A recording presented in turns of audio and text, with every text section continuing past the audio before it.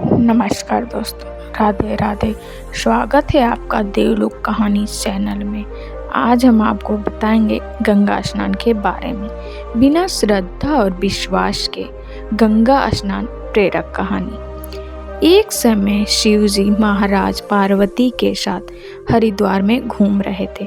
पार्वती जी ने देखा कि सहस्त्रों मनुष्य गंगा में नहा नहा कर हर हर गंगे कहते चले आ रहे हैं, परंतु प्रायः सभी दुखी और पाप परायण हैं।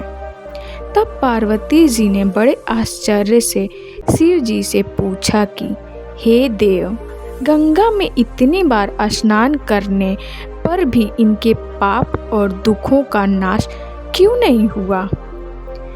क्या गंगा में सामर्थ्य नहीं रही?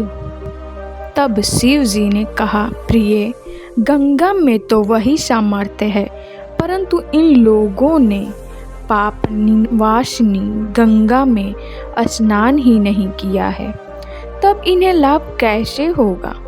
पार्वती जी ने आश्चर्य से कहा कि स्नान कैसे नहीं किया? सभी तो नहा नहा कर आ रहे हैं, तभी उनके शरीर भी सूखे नहीं हैं। शिव जी ने कहा, यह केवल जल में डुबकी लगा कर आ रहे हैं। तुम्हें कल इसका रहस्य समझाऊंगा। दूसरे दिन बड़े जोर की बरसात होने लगी। गलियां कीचड़ से भर गई। एक चौड़े रास्ते में एक गड्ढा था।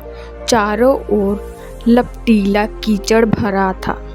शिव जी ने लीला से ही वृद्ध रूप धारण कर लिया और दीन विनश की तरह गड्ढे में जाकर ऐसे पड़ गए जैसे कोई मनुष्य चलता चलता गड्ढे में गिर पड़ा हो और निकलने की चेष्टा करने पर भी ना निकल पा रहा हो।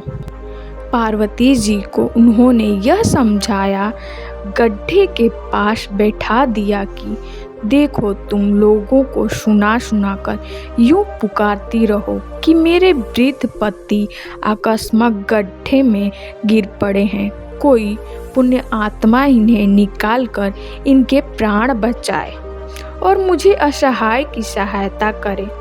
शिव जी ने यह और समझा दिया कि जब कोई गड्ढे में से मुझे निकालने को तैयार हो, तब इतना और कह देना कि भाई, मेरे पति स्वार्थ निष्पाप हैं, इन्हें वही छुए जो स्वयं निष्पाप हो।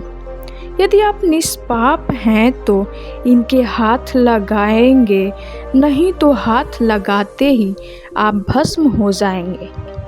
पार्वती जी तथास्तु कहकर गड्ढे के किनारे बैठ गईं और आने जाने वालों को सुना सुनाकर शिव जी की सिखाई बातें कहने लगीं। गंगा में नहाकर लोगों के दल दल आए रहे थे। सुंदर युवती को यूं बैठे देखकर कईयों के मन में पाप आया। कईयों लोग लज्जा से डरे तो कईयों को कुछ धर्म का भय हुआ, कई कानून से डरे।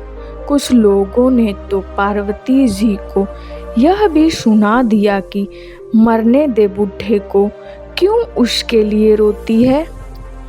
आगे और कुछ दयालु सच्चरित पुरुष थे। उन्होंने करुणावश हो युवती के पति को निकालना चाहा, परंतु पार्वती के वचन सुनकर वे भी रुक गए।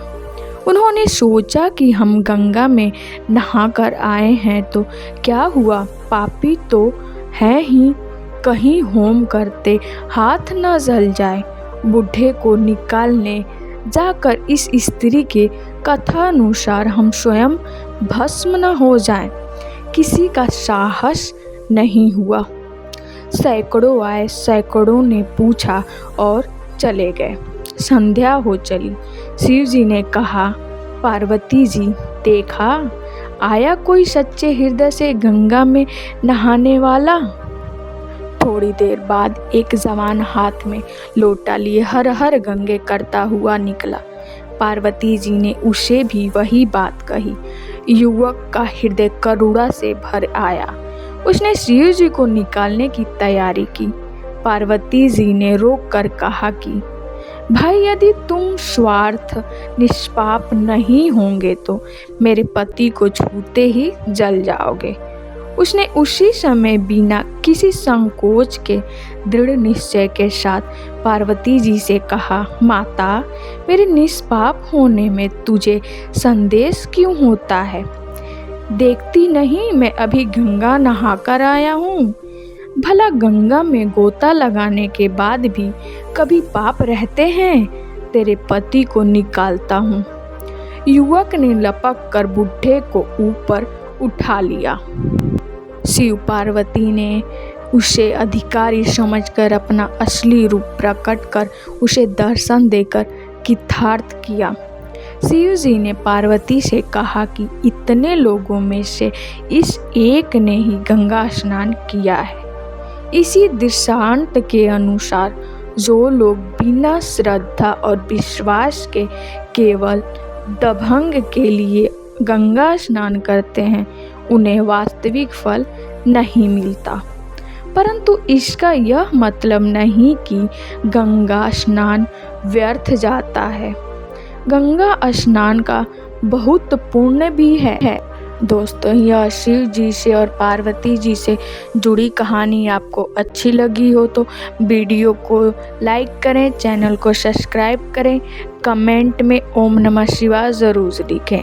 वीडियो देखने के लिए आपका धन्यवाद।